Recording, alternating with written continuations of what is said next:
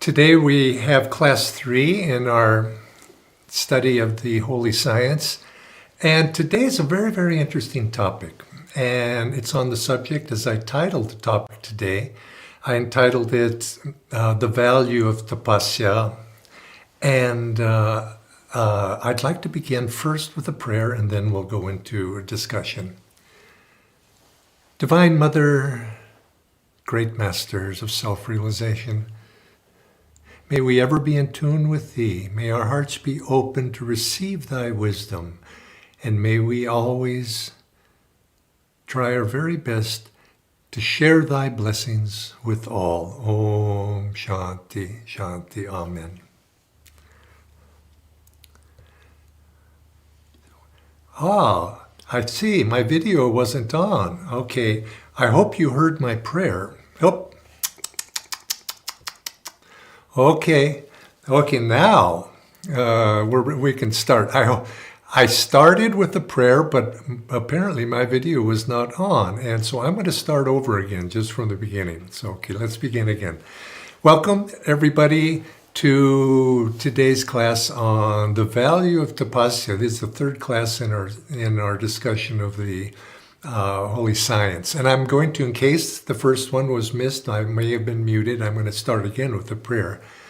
Divine Mother, great masters, beloved Guru, may we ever be in tune with Thee, sharing Thy wisdom with all whom we meet.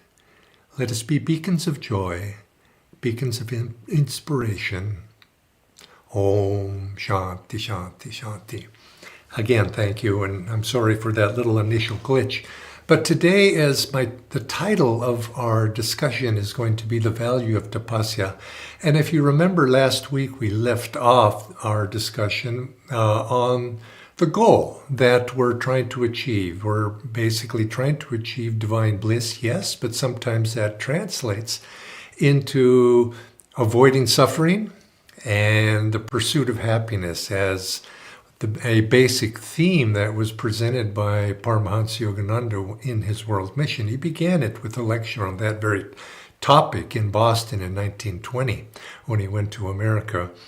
And I am going to begin by now proceeding to address the topic. We want these avoid suffering, we want to be happy, we want to pursue a goal, but how do we do it? And I think this comes to the core of what yoga is about. Yoga is the solving of the problem that we see, that we're in a land of suffering, the body suffers, like the Buddha noticed that suffering, and he had to discover, what am I going to do about this? And so here it is for each one of us too.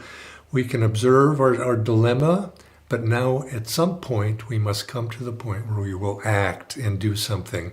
And I want to begin by reading from the Holy Science. It's going to introduce the topics we're going to be speaking about today. And this is right at the beginning of chapter 3, that's titled The Procedure.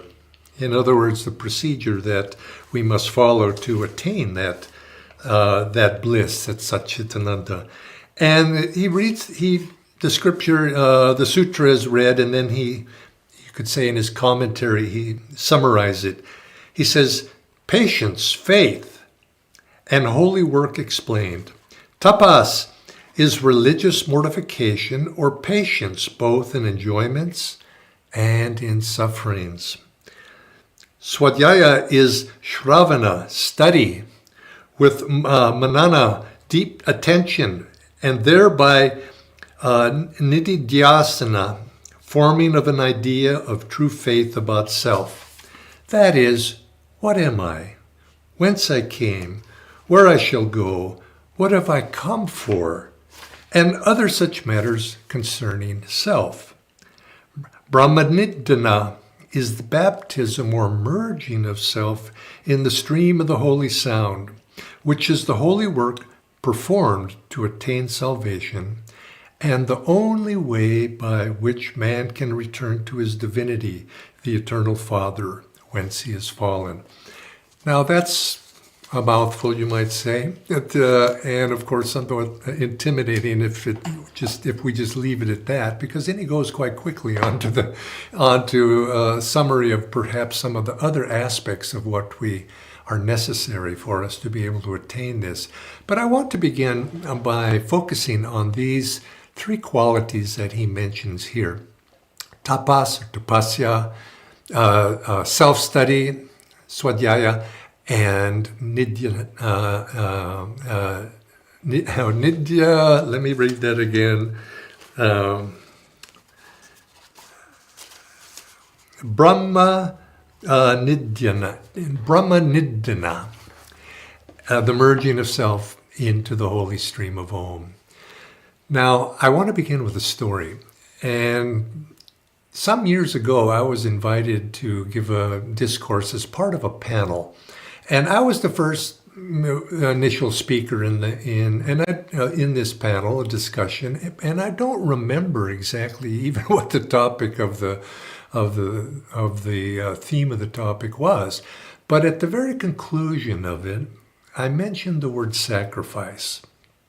And I said the necessity to sacrifice, and I may have quoted Swami Sri Yukteswar when he said, no great thing in this world, in this life, has ever been accomplished without sacrifice. And it's something to remember. And I said a few words about that, and then took my seat, and the next two speakers spoke. And I noticed one of the things that they, it was as if I had said something wrong. I had something that was unpleasant, and they wanted to fill it out a little bit. And that was this word sacrifice. And they went to discuss how sacrifice, that's an old-fashioned term. What we enjoy is what our path is about, joy, and our path, and they began to affirm the positive side of that. Now, I couldn't argue with that, of course, and I didn't argue, and I didn't say anything, because it's actually true. And everything they said was true, but what struck me was the reaction. There was as if I said something wrong because I mentioned sacrifice. And it implied to me that these speakers, of course, were not necessarily reacting to that, but they assumed that the audience was not going to understand what I meant when I said sacrifice, and I had to clarify that, and with fervor. And so it reminded me, yes, I think that's perhaps true. They perhaps did the right thing, because oftentimes modern audiences may recoil when the word sacrifice comes up, because there's negative associations, and people, I don't want to sacrifice. Is that something people want to do? And I think there is an association with, you might say, the negative side of that. And it reminded me at that time that Swami Sri Yukteswar, he wrote a ceremony called the Festival of Light, which is repeated oftentimes weekly, even in some of our non-dissenters. And there's a line in there that says, and whereas suffering and sorrow in the past were the coins of man's redemption for us now the payment has been exchanged for calm acceptance and joy. Thus may we understand that pain is the fruit of self-love, whereas joy is the fruit of love for God.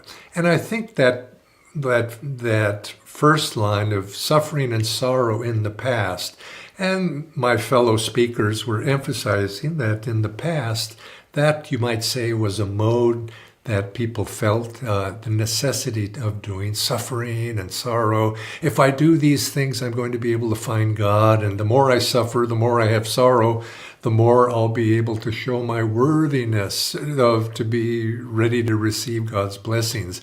And that's an old-fashioned way of approaching God. And of course, even today, and we know that there are people that voluntarily take on austerities in order to perhaps, ideally, taking on austerities can be a good thing. It can strengthen us, strengthen our willpower, remind us that we're not this body. But sometimes they take it on just for the wrong purposes, in the sense that if I suffer and I go through this austerity, therefore I'll somehow be more worthy of being able to receive blessings.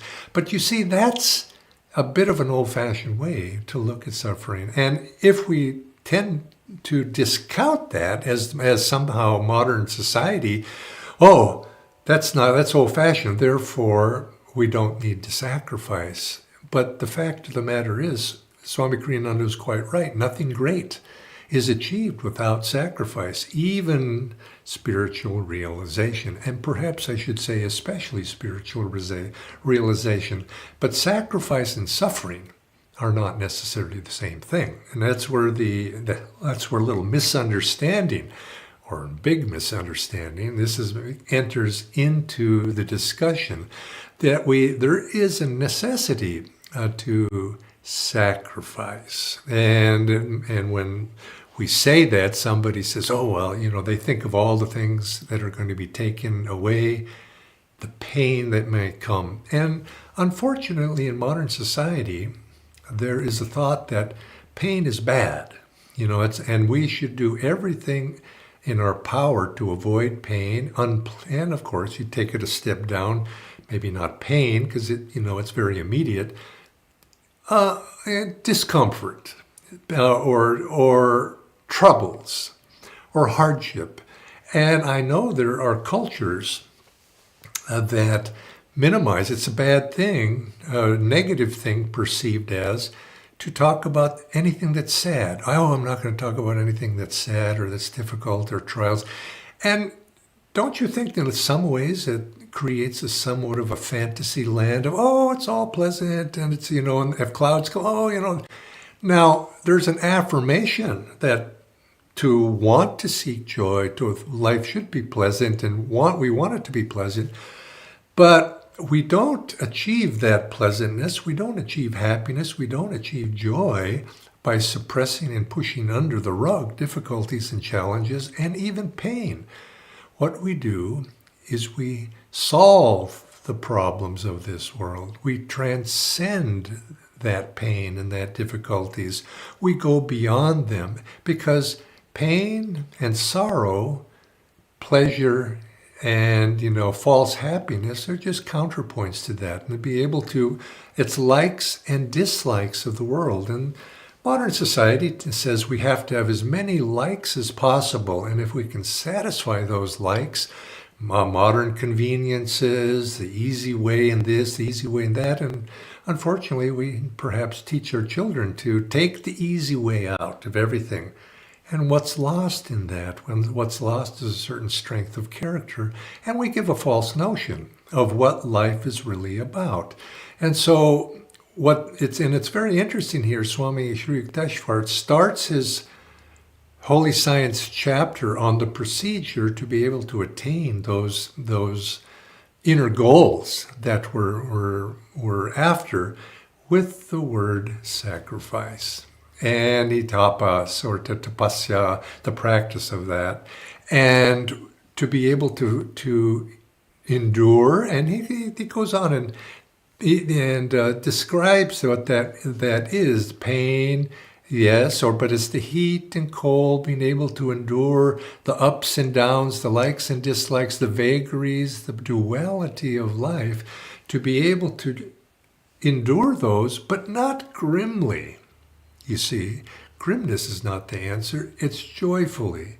By transcending the ups and downs, we come, in a sense, to a state of grace within ourselves when we go beyond the outward reactive process, which is the very definition of what yoga is, overcoming the reactive process and overcoming the ups and downs to be centered in ourselves. And I think it was very simply encapsulated by something Paramhansa Yogananda said. He said, even-minded and cheerful. Now, there are people, sadhus and anchorites who go through their or even those who in whatever culture embrace their suffering in order to strengthen themselves. But it's with grimness. If a sad saint is a sad saint indeed, is the way the phrase goes. And if we cannot do it joyfully, we're missing the point. If we cannot do it with an uplifted spirit, we're missing the point. And I would say to face our difficulties in the right spirit is what's going to bring about the transcendence of those. And if you can't do it cheerfully, at least endure gracefully.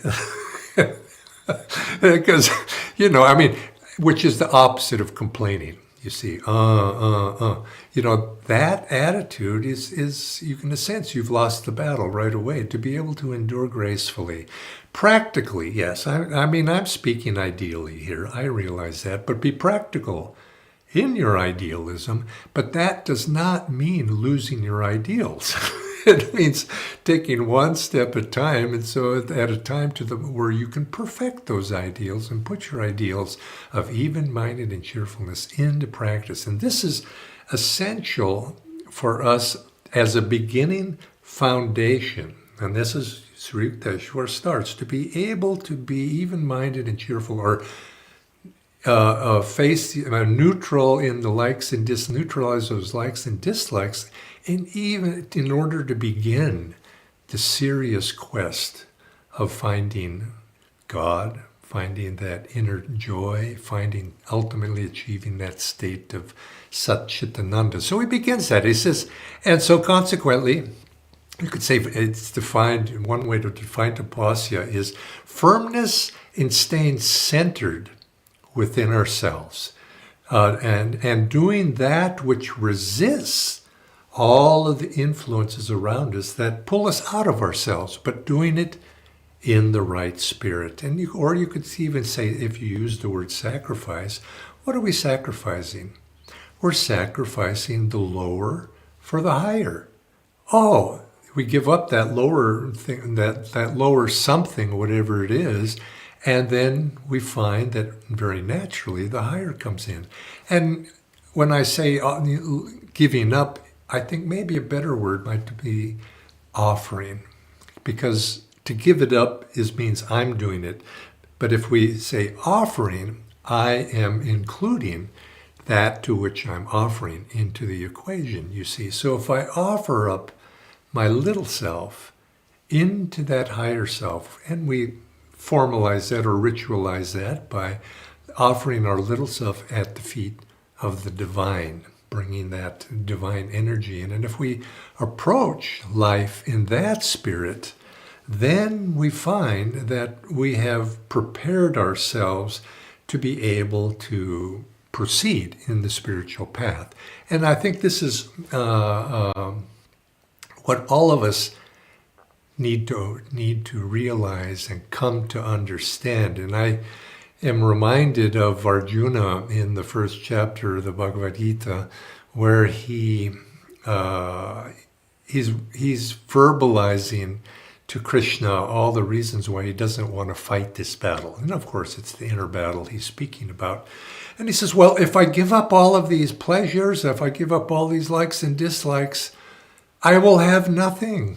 Life will become meaningless in a sense. And so what will I have to enjoy in life if I give up the quest for these things?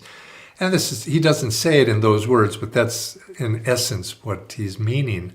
And if he kills his relatives, kills his cousins, and fights the battle, And Krishna assures him nothing is lost. Nothing is ever lost in that battle. And we find that by giving up the little, we gain the higher. And this is what we have to come to understand this through our practice, through our practical experience. You'll see that this is actually true.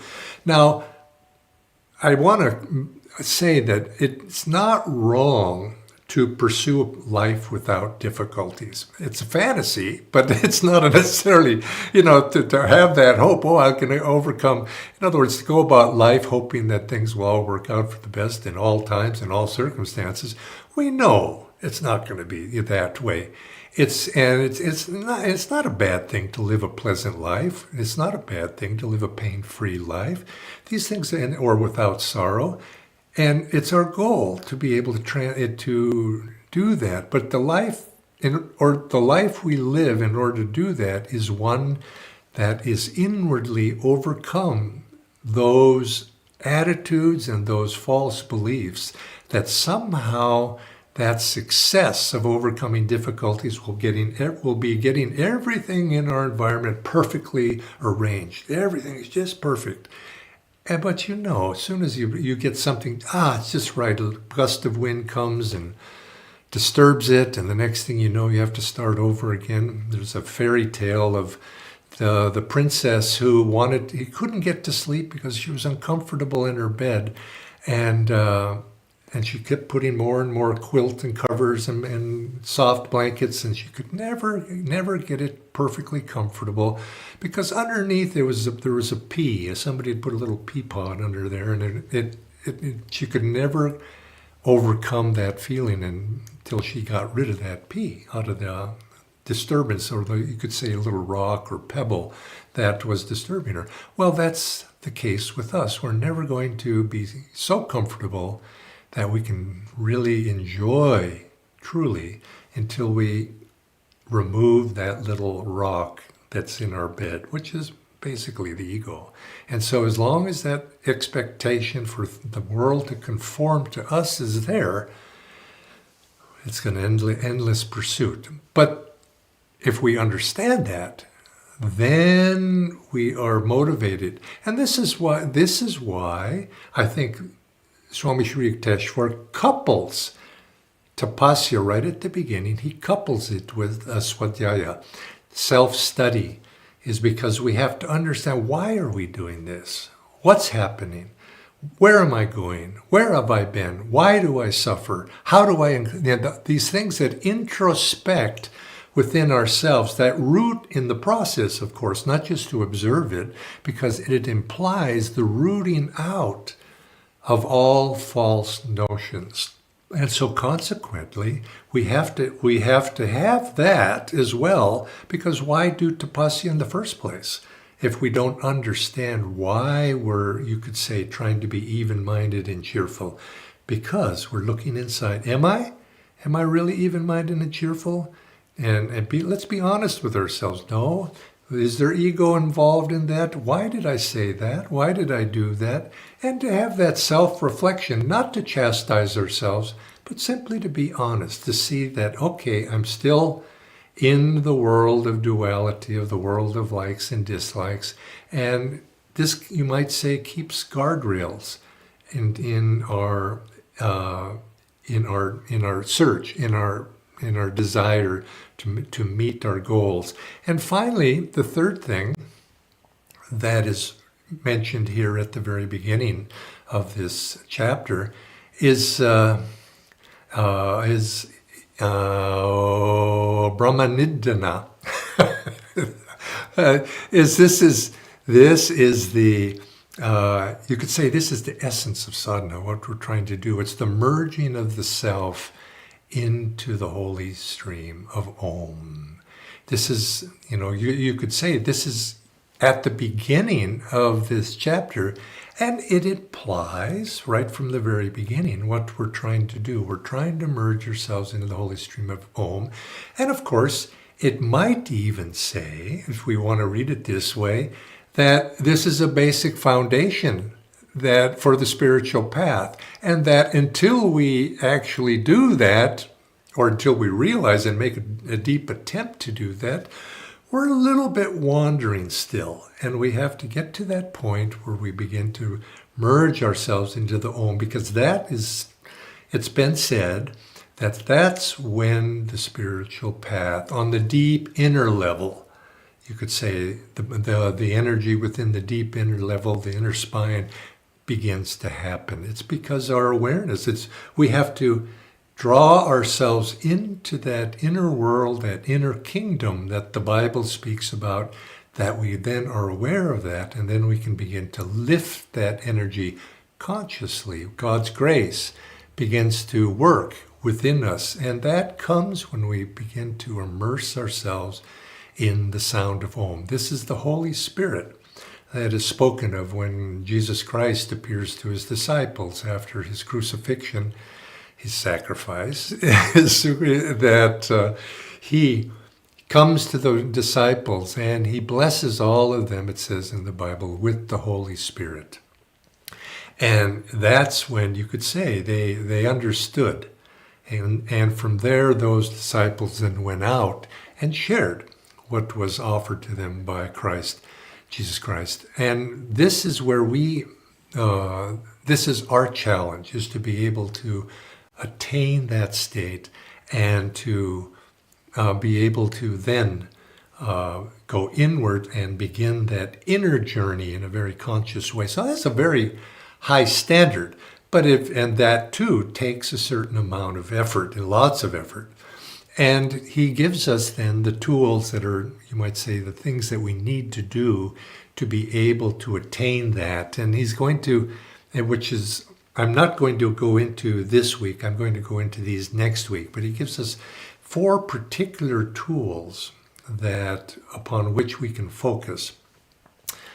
Shraddha, which is the cultivation of the heart's natural love. Virya, which he defines as moral courage. Now I'm using the definitions that Swami Sri Yukteswar uses. You'll notice I may have mentioned this before. It's not necessarily how they're used elsewhere, but this is how he defines them.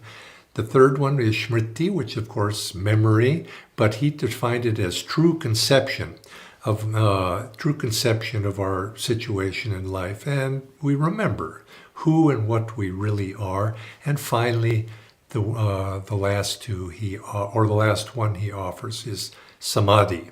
This is now interestingly here he says samadhi. We need to practice samadhi in order to attain these things. Now we usually think that often the word samadhi is used as the goal. Here he's saying this is a tool that we need to be able to develop. And so you could see he's setting a high goal here for ourselves when samadhi just happens to be a tool that we need to use. And you might think of it as this way: when you're cleaning a laundry, you have to, sometimes one way to clean a dirty shirt is you immerse it in the clean water and you scrub a little bit, and then you take it out and rinse it out, but it still has residue in it. And so you do it again. You get cleaner water, because some of it, the impurities in that shirt, the grime in the shirt has gone into the water. So now you throw that water out and you do it again and again and again. And this is what the Guru says, is we have to learn to be able to attain that state of samadhi. That's not the end. That's the beginning, you might say, of purification. Then we immerse ourselves again and again. But that's the real cleanser, to be able to, because we immerse ourselves in that inner bliss, and that bliss that drives away all that is impure from us. But of course, he's speaking of a high goal here. And so I think first, and which are the two I'll focus on next week, we first begin by those first two qualities of Shraddha, the cultivation of the heart's natural love, and the necessity of courage. in order to be that. And I think this aspect of courage, coming back to the focus of what we are speaking about today, is the necessity to rid ourselves of those things, the willingness to take up the spiritual path in and of itself is tapasya. Is realizing that I have a battle to fight. And this is Arjuna, he can't avoid that battle. He embraces that battle as a necessity, that's necessary. Krishna is there guiding him, but he realizes that is his duty. And I think we, as devotees, we come to that point, this is our duty, and we then have the courage to do what it takes. And so when life itself responds, as in the Battle of Kurukshetra, it is a battle. The negative forces will come out. As soon as you try to make progress in any good endeavor, what are you going to find? You're going to have resistance. There's going to be opposition. There's going to be challenges. There's going to be a certain amount of painfulness. And with all of that, there's going to be suffering that comes with that. And it's because we're in the world of that battle. We're in the world of likes and dislikes. We're in the world of duality, engaging in that battle. To think that pain is bad. Now I know, it's not bad in and of itself. It's an indicator that something's going on here. I need to fix this. And that's where the self-study comes in. Oh, what is it? What is it that's been paining me? What is it? Why do I feel this pain? Why am I suffering?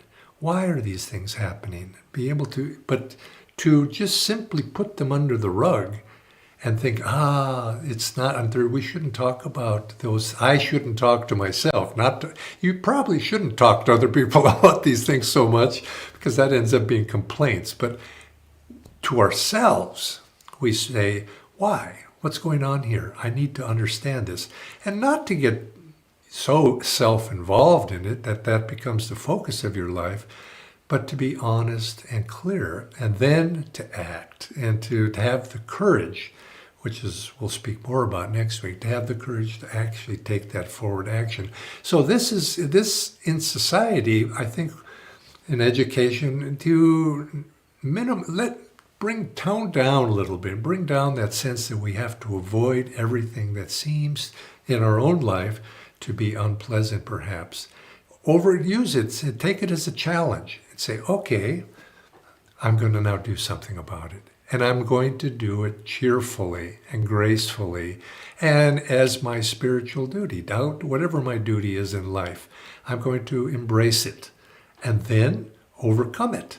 And then in the overcoming, you'll see, or in the very act of approaching our problems in life, approaching the difficulties in life, in the very act of embracing them and cheerfully, we have almost solved the problem right away in that very act of cheerfully facing things, because we draw grace to ourselves when we approach life's difficulties with Krishna by our side. Victory is assured. And so this, you could sort of say, within the very problem of whatever life we're facing resides the solution. And the solution is right attitude and the right spirit. And when you have that, you could sort of say the problem itself is just an outward manifestation of that, and it goes away. Now, this is high-minded words, I know, because practically when it comes down to it, it's not so easy. But I think this is the spiritual path, is to find that solution, bring the divine joy that we can sum it up. And that's why we meditate, why we practice Kriya, and why we do all of these things, in order to be able to apply it in this, in a practical manner, into solutions that bring us closer and closer to what our goal is.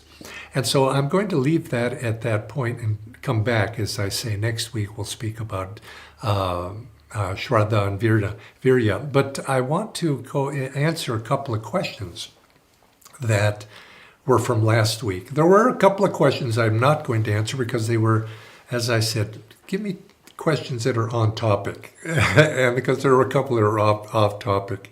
And one of them is, I have a good question, very pithy, to the point. Why does pain leave us with memories of pain? Or maybe a good way to say that is, why does sorrow leave us with memories of pain? Or why do we hold on to those memories of pain? And it's true, I think, that if you just hold on to those memories too tightly, it's not a healthy thing. You have to be able to solve them to some degree and let them go. Master told a story about a fellow who came to him, and or maybe it was Swamiji, I don't remember, but and this woman was complaining about this difficult pain and what that she had, and this went through this experience. It was terrible, terrible, terrible, and the question, whether it was Master Swami, asked, well, when did this happen? She says, 20 years ago. Yeah, and it was 20 years had passed, and she was still suffering from it, recalling it. Obviously, if that's what's being referred to in this question, it's not healthy. It's not healthy, but the fact that we remember the lesson, pain is something that teaches us, don't do that. Put your hand on the stove, burns you. And it's the pain that reminds us. And so we have to be able to remember something. If we forget, if you lose your memory, if you suffer from, let's say, dementia and old age, you can't remember things. Names typically being one of the first to go. But if you don't remember anything, after a while you don't remember the lesson that was there. And you have to repeat again and again and again. And this is why spirituality and you could say self-realization, sometimes the word smriti is used. It's divine memory. We remember who and what we really are. But on the way to that, we remember the lessons learned so that we don't do that again. And that's how you learn to be wise, you could say, because doing all those things that were not wise. And then you hold on to them, internalize them with that self-honesty, that introspection. No, I'm not going to do that. And then we make the right choice next time. So I think memory can be an obstacle if it's misused in the wrong way, just remembering negative things in this world over and over again. But memory is good if we learn if it reminds us to do the right thing and learn the right lesson. And pain is like that to some degree, but it's a step on the way. We have to transcend that and learn the lesson. And the second question is here, we seek the relationships of like-minded souls.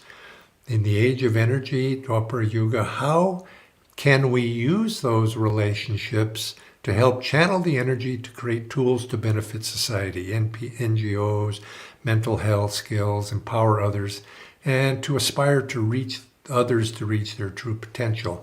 Well, I think to summarize there, I mentioned last week that as we evolve spiritually, magnetism begins to grow in the heart.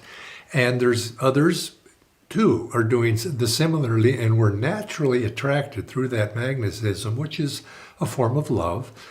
We're magnetically attracted to seek out the company of like-minded souls.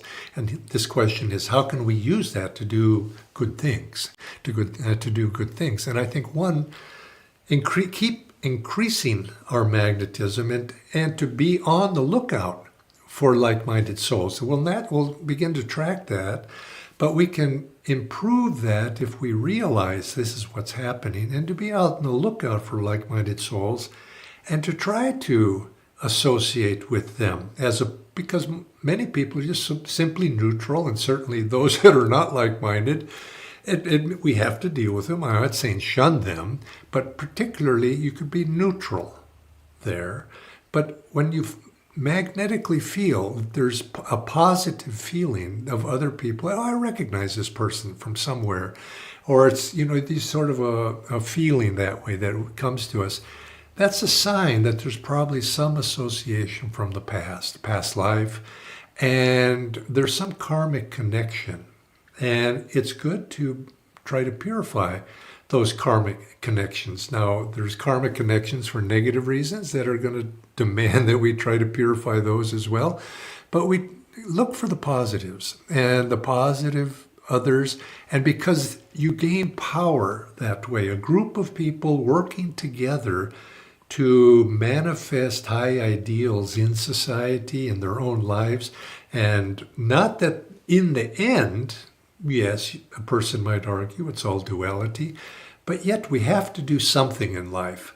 And as long as we have to act, why not act in a good way? Do something good that uplifts other people, and in the process, we're going to be uplifted ourselves. And so if you have that recognition, join together with other people and be on the lookout and try to do something positive, working together with people. And it's a good lesson for us because it's difficult to bring people together, to a focus, to be able to do something. People who have perhaps a natural leadership ability, they've learned this. And Swami Kriyananda was marvelous in this way because he had an ability and he had the magnetism to draw people, but he just didn't draw them to himself, you see. So if we're going to seek out like-minded souls and cultivate that, it's not drawing to us personally, it's drawing to us so that we together can serve something better, something higher, that we can be of service to something. And this is useful to us in our spiritual life because it helps to purify us. It helps to cultivate the heart's natural love. And we're going to go into that subject next week when we come back for class number 4. God bless all of you, and I hope to see you once again next week. Joy to you.